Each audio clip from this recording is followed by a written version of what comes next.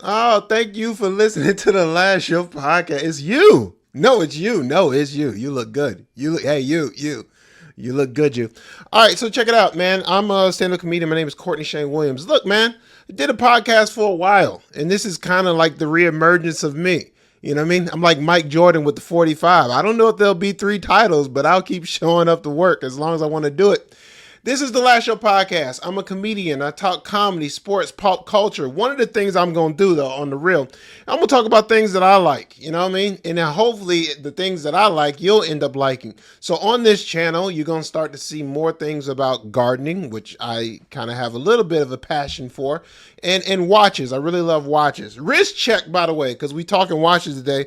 I'm wearing my Citizen Eco Drive with a Night Hawk. It's a great watch. I like this watch. I don't know if you can see a good angle, and it really don't matter. What worry about what I'm on my wrist for?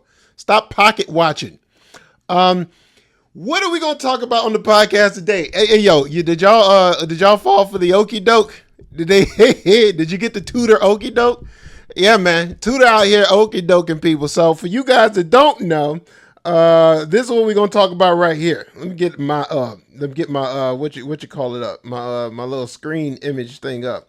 We unprofessional out here in these streets. No, let me get that image. Don't give me that image. Give me that image. Yeah, give me that one. Yeah, that's what we talk about right here. So the Tudor Black Bay Chrono in pink. When this whole thing came out, it was the whole hype of how great it looked. And, hey, man, look. The watch looks great. Don't get me wrong. The bracelet, fantastic bracelet on the watch, man. And I really like the Jubilee style on the bracelet, the T-fit clasp, the whole shebang bang on the Tudor watch. But one thing they said when this watch was released is that it was going to be basically limited supply.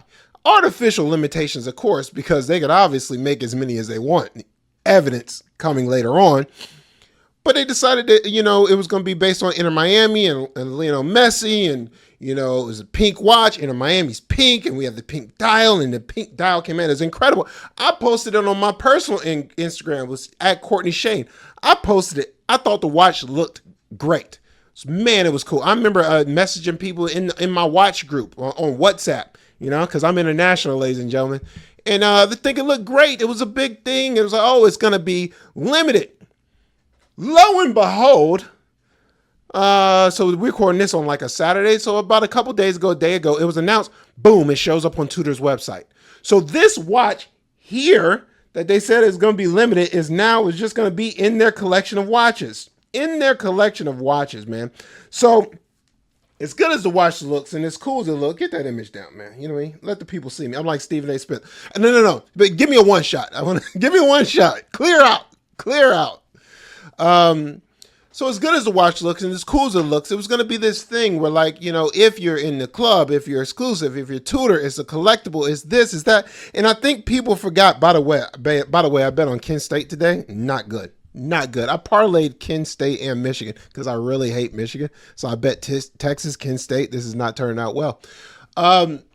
Yeah, so then they have this watch. The watch comes out, the whole thing is going to be limited, whatever. So now you have these people that are maybe Tudor collectors that got this watch as an allocation. It's supposed to be this thing. They're not going to make that many, and they are pissed.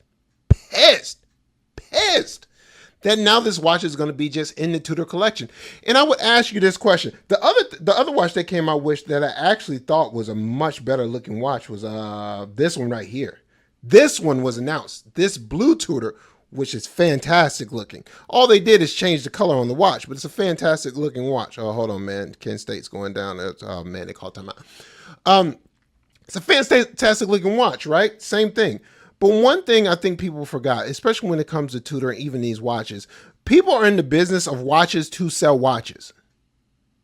Let me repeat that, because it seems like you wouldn't be that upset if you understand. People are in the business of watches to sell watches, especially Tudor. They're not interested in limited supply. Tudor takes their orders, their model from Rolex. Rolex sells more watches than anybody else.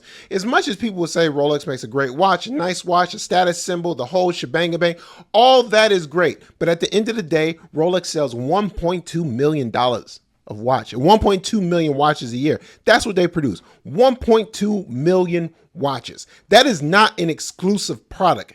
It's a hard product to get. Certain models may be tough to get, maybe a waiting list, the whole nine. But Rolex has shown you they're not interested in not making money.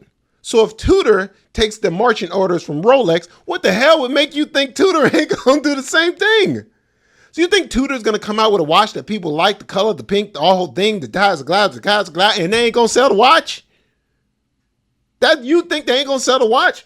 And then the blue watch, who I actually think is a better looking watch, same thing. They changed the dial of the watch and boom, you think they ain't gonna sell the watch?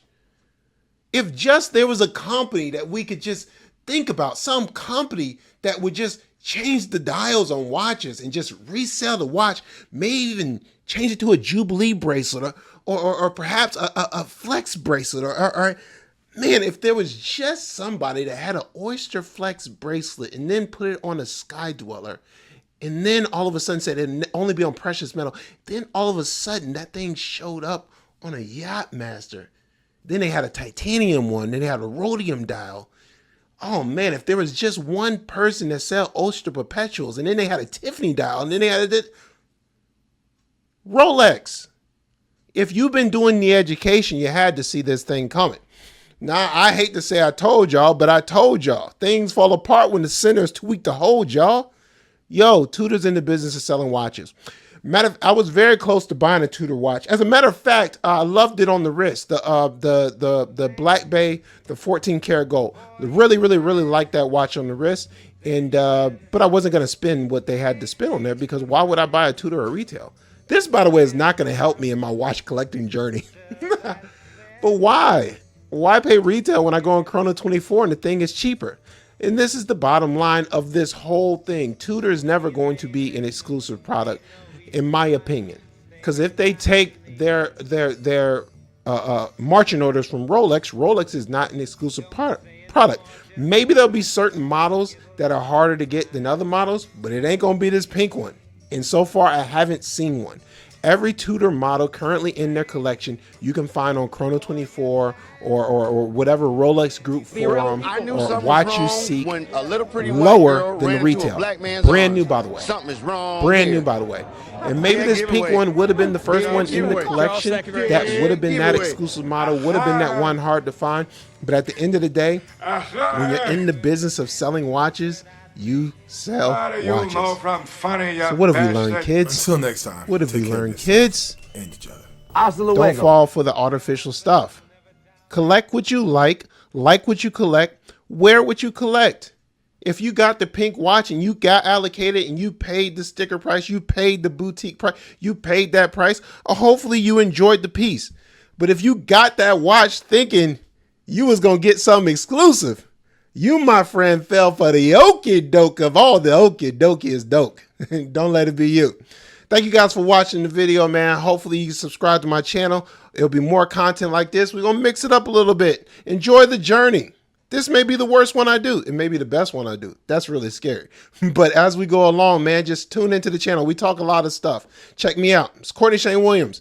I am a comedian. It's the Last Show podcast. Let's wrap up the show.